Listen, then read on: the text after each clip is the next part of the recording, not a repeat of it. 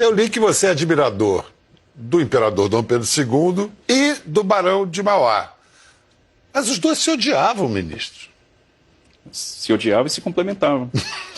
Então, mas essa relação de amor e ódio é interessante, né? No final das contas, os dois são protagonistas, né, de momentos históricos. Eu tenho uma tese que não dá para comprovar. É impossível comprovar. Mas, na minha opinião, se não houvesse aquela proclamação da República naquele momento, o Brasil hoje estaria em outro patamar. Porque o Império pensou o Brasil, né, anos na frente. A gente está hoje fazendo a transposição de São Francisco. A transposição de São Francisco foi pensada no segundo reinado, foi pensada na gestão de Pedro II. E, inclusive, o traçado que foi imaginado naquela época é parecidíssimo, quase coincidente com o traçado de hoje. A gente leiloou outro dia a Ferrovia Norte-Sul, projeto iniciado no governo Sarney, né, que a gente teve agora o privilégio de concluir. Assinamos o contrato em julho desse ano, uma vitória danada, né, parto de Porco Espinho. Porco Espinho nasceu bonito, passa bem. O projeto da Ferrovia Norte-Sul foi pensado também no período de Pedro II. E o maior boom ferroviário que a gente teve na nossa história foi de 1854 a 1913. Os investimentos eram todos privados, mas a gente criou as condições para que o privado investisse. E eram todos autorizados, que é o que a gente quer resgatar hoje, a autorização. Então, o privado queria fazer uma ferrovia, ele tomava o risco, havia uma garantia de remuneração sobre o capital investido e a possibilidade de ele explorar todo ativo minerário na faixa de domínio das ferrovias. E é por isso que a gente teve esse boom ferroviário. Pela sua resposta, em 1889, você não seria um dos militares a dar aquele golpe chamado Proclamação da República. Seguramente não. Seguramente não. Escuta... Eu acho que nem Caxias fosse vivo. É verdade, né? É possível. E Deodoro doente. Deodoro estava na cama, doente. Foram lá, vamos lá. Ele diz ao povo que foi proclamada a República. Foi assim. Mas é ok.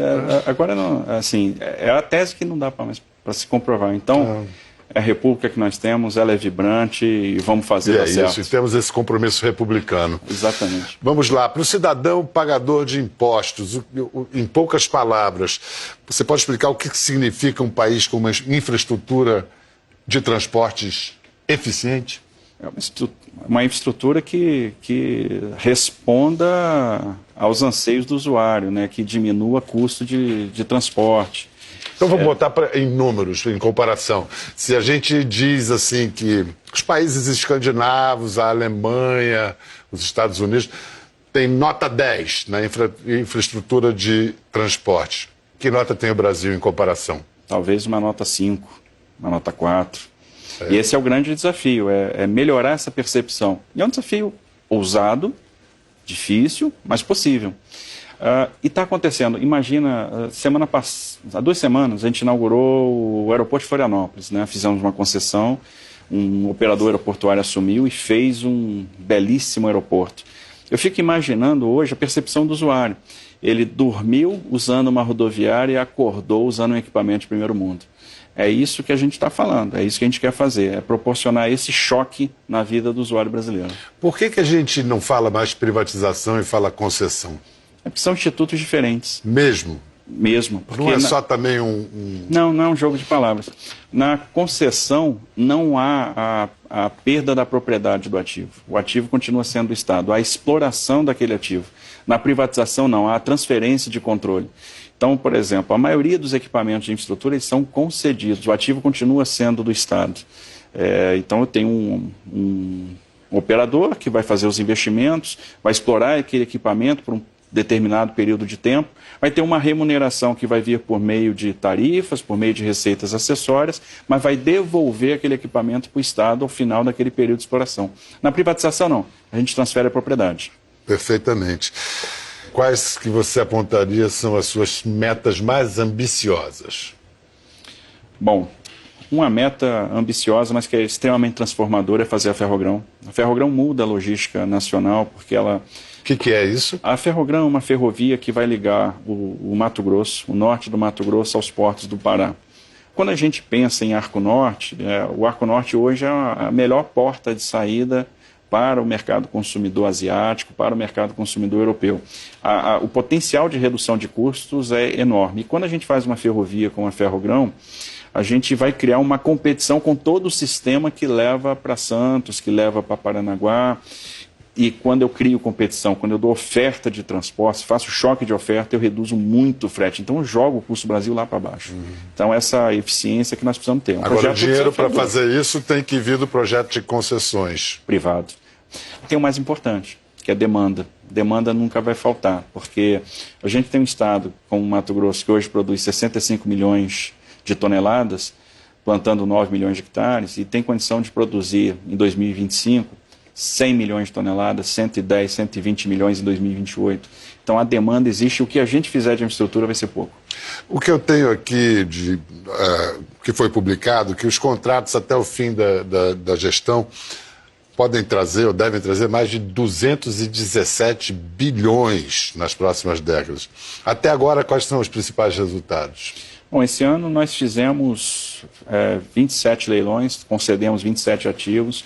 O resultado foi excepcional, houve concorrência, houve superação das nossas expectativas em termos de propostas. Arrecadação de quanto?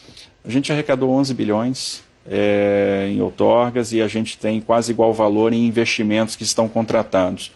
Mas ano que vem vai ser um ano ainda mais forte, porque ativos muito importantes, muito qualificados, eles estão sendo estruturados. Ano que vem, por exemplo, a gente deve fazer o leilão, o novo leilão da Nova Dutra, da ligação Rio-São Paulo. O contrato vence em 2021, mas a nossa ideia já é leiloar ano que vem. Quantos soldados estão trabalhando no seu ministério hoje em suas obras? O presidente Bolsonaro citou isso na entrevista ao jornal Estado de São Paulo. A gente deve ter uns 1.000 soldados trabalhando nas frentes de obra que nós temos hoje com o Exército. Funciona bem isso? Muito bem. O pessoal é muito profissional. Faz um trabalho fantástico. Às vezes é gente que conhece a região onde está atuando. Nós estamos fazendo a pavimentação da BR-163 Pará. É a Cuiabá-Santarém, né? E no início, a gente se acostumou ao longo dos anos de ver, principalmente no período do inverno, e assim, o período do inverno é o período da safra. É quando a safra está subindo. E aquela lama. Trechos não pavimentados, aquela lama, e onde tem lama tem atoleiro. E o que acontece? O caminhoneiro vem, aí ele não consegue passar, ele atola, o outro tenta passar, atola também, daqui a pouco ele bloqueia a pista, bloqueia a praça de trabalho, e ninguém chega e fica aquela fila enorme. Esse ano, no Carnaval, a gente tinha 50 quilômetros de fila de caminhão. Eu, conversando com os caminhoneiros, eu fiz uma promessa para eles, disse, olha, nunca mais vocês vão passar por isso. Ano que vem não vai ter atoleiro aqui. E faltam 10 quilômetros só para a gente concluir a pavimentação. O resultado de hoje, o Exército está fazendo um trabalho belíssimo e tem que saber trabalhar lá, porque é um local difícil de trabalhar, porque você tem 4 meses de janela por ano. Você não faz pavimentação na chuva, chove muito tempo, então a gente tem que aproveitar bem a janela de seca. Faz muito sentido usar o Exército e como tem muita coisa a ser construída, tem espaço para todo mundo. É um espaço pequeno, mas a gente está dando obras de relevância e o Exército está treinando o pessoal dele ali. Essa sua ação, as suas ações do Ministério não estão só fazendo caixa para a União, que estão, mas você está acumulando capital político. Reportagens recentes dizem que agora o Paulo Guedes não é o único posto Ipiranga, não. Diz que o presidente Bolsonaro liga para você. Que tipo de solicitação ele faz e a que horas ele liga? Bom, primeiro, o presidente Bolsonaro, ele trata comigo questões de infraestrutura. O problema é que ele não tem horário, ele manda mensagem às 4h30 da manhã. O presidente não dorme. Continua com insônia o presidente. Ele dorme muito pouco, né? Porque às vezes ele manda, a última mensagem ele manda meia-noite e a primeira 4h30. Então, ele dorme muito pouco. E 4h30 é aquela hora que você acabou de dormir. Esse é o problema. Aí você olha assim, responde agora ou não. Esperar mais um pouquinho, né? 7 horas eu respondo. Presidente, dá um tempo, né? Tudo bem. Aí, mas ele é compreensível, ele é um cara muito bacana. Então, as solicitações então são de natureza técnica, informação sobre... Ele é muito preciso nas recomendações, porque ele tem um feeling muito aguçado. Ele é um cara de muito insight. E ele dá, sempre assim, uma orientação muito segura. O Guedes é o nosso posto Ipiranga, é um cara sensacional, um cara que eu aprendo muito. Então eu tenho o privilégio de estar fazendo parte de um time e é verdadeiramente um time, é um time muito unido, muito fechado, muito coeso, que sabe onde quer chegar, que acredita na proposta, e eu fico às vezes ali calado, ouvindo, aprendendo. Mas qualquer time, por mais unido, às vezes até é saudável que haja diferenças. Por exemplo, o que se diz é que você foi um apoio fundamental para derrubar a volta da CPMF. Isso é verdade? Não. Na verdade, não. Mas você era contra a volta da CPMF? Não, eu sou muito humilde nesse ponto. Eu acho que quem fala de economia é o Paulo Guedes. Ele entende muito. Então, o que eu faço quando eu estou com ele é escutar, é aprender.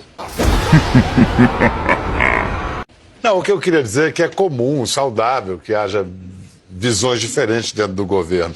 O contraditório é muito legal, né? A gente cresce no contraditório, isso é importante. Vamos ver a foto da posse do Ministério para ver onde é que você se colocava ali. Entre o defenestrado ministro da Educação, Vélez Rodrigues, e Ernesto Araújo.